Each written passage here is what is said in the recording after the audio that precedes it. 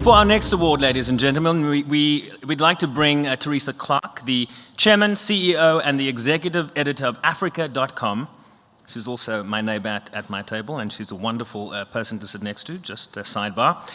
She also serves as the chair of Friends of the LRC. She is going to present our next award. Our next awardee does not need much of an introduction. We all know of the tremendous work that she has done as Attorney General of the United States of America.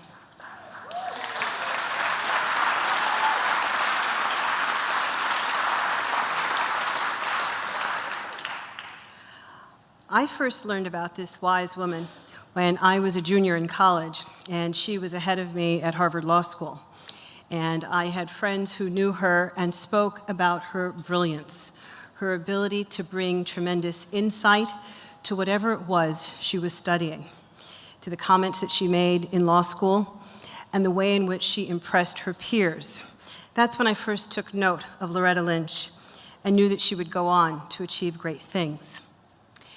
We're honoring her tonight, not only for the tremendous work that she's done in the United States, which stands on its own, but much like Deval Patrick, it's not known that these two have done significant work in Africa.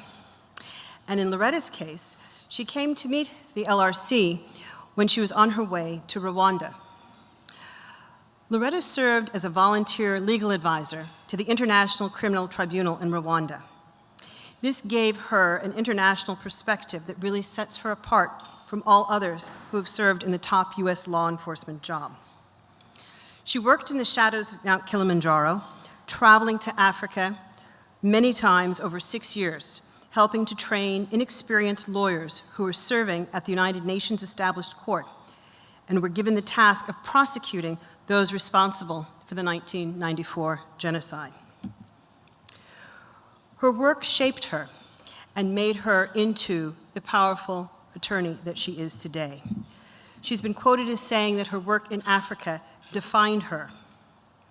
She recalls a woman who survived an attack on her church by hiding all night under a pile of bodies, only to have her priest betray her the next day, and another witness who bent over during an interview to show Lynch the scar from a machete that almost cleaved his skull in two. I'd like to quote what Loretta has said that I think really helps us to understand why she is so deserving of this award tonight.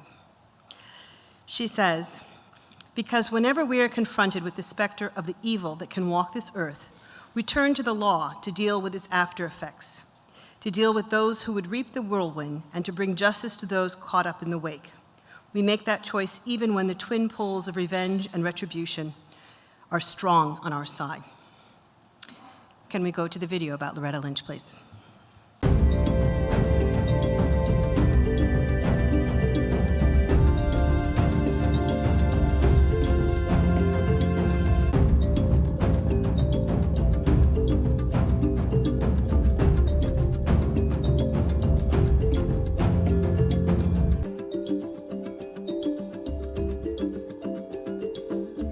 I'm so proud to be here for the installation of our 83rd Attorney General of the United States, Loretta Lynch. I, Loretta Elizabeth Lynch, do solemnly swear that I will support and defend the Constitution of the United States. I will support and defend the Constitution of the United States. You could never plan on becoming the Attorney General, I have to tell you that. So you've always got to think about, how can I make the best contribution using my best talents? One of the things that I've always enjoyed most about being a prosecutor is speaking for the victims and showing them that even if the case doesn't work out the way that you may want, or you don't know where an investigation is going to go, there is a process that will work with you.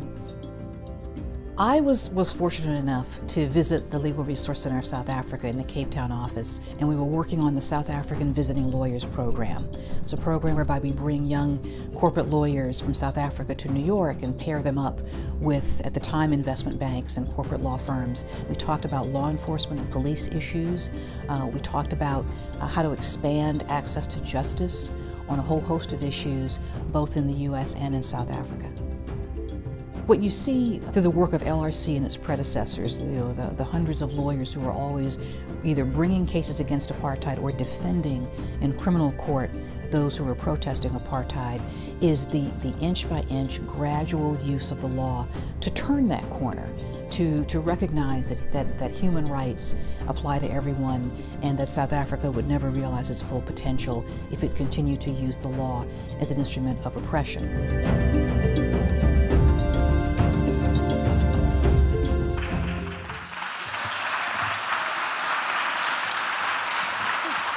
We'll have somebody get it for us. This is the Friends of the Legal Resources Center of South Africa Global Leadership Award, presented to Loretta Lynch for working on behalf of the world's most vulnerable, especially in Rwanda and the United States, and connecting them to justice. We'll have a photo up. Well, thank you, everyone, and good evening to all who have come here in the name of the law. I want to thank you, Teresa, for that wonderful introduction. Thanks to the officers and the board members of the Friends of the Legal Resources Center for this award. But I do want to thank all of you who are here tonight to support this wonderful organization and the work that they do, because the Legal Resources Center, as you have seen, is truly a beacon of light in a very dark world. It absolutely is, and it has been for so many years. It stands for more than just the use of the law.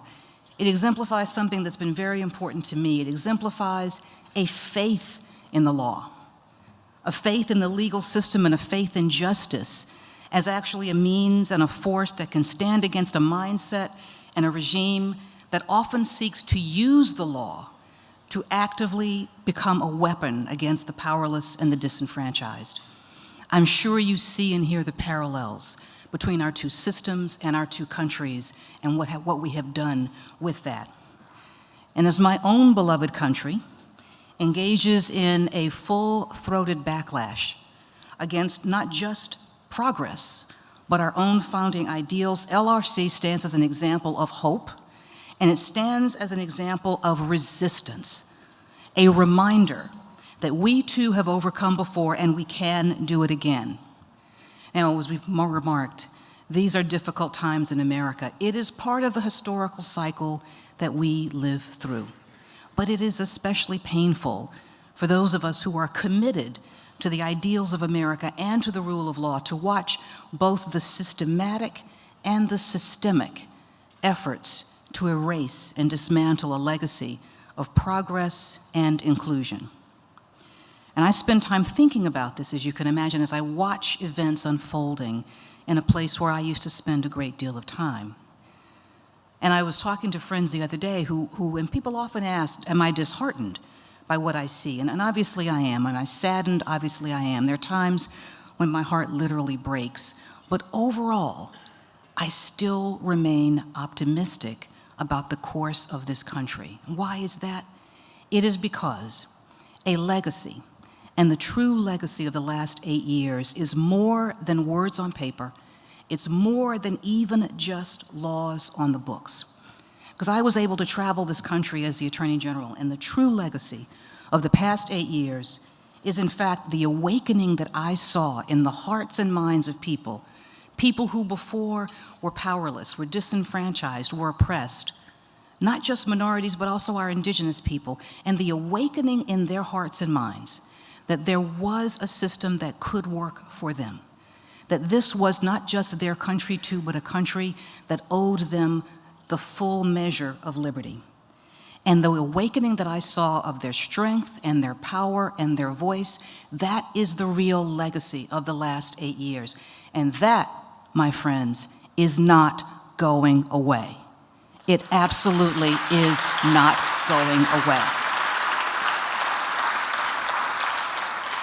Because the reality is, no matter who sits in the White House, when it comes to this great country, to this great continent, to the work here, this is our house. We own what we will become. And people will never forget the opportunities and the doors and the realities that were made clear and plain to them over the last 8 years. And that's what we will be calling on as we move through the next, however many it is. Now, we know this, as we know, as is so similar in terms of our countries, that the path to equality has never been straight. We both tell the same story of inching forward only to be yanked back, of great victories and also tremendous tragedy. But both of our countries have always had that faith in the law, that belief in the system that has kept us pushing forward. For so many years, and rightfully so, my country stood as a beacon to the world of our ideals and our values. Now, it is true, we seem to be taking a breather from that. But it is only to rest and recoup. And while we do, we will look to you, our friends at the Legal Resource Center and others, to be our inspiration, to be our ideal, to show us that faith in the law, that faith in the system and what it can do. And so, my brothers and sisters in the struggle, I thank you not just for this award, but I thank you for your faith. I thank you for your commitment and the work that you've done and that we are all committed to doing going forward. I thank you so much.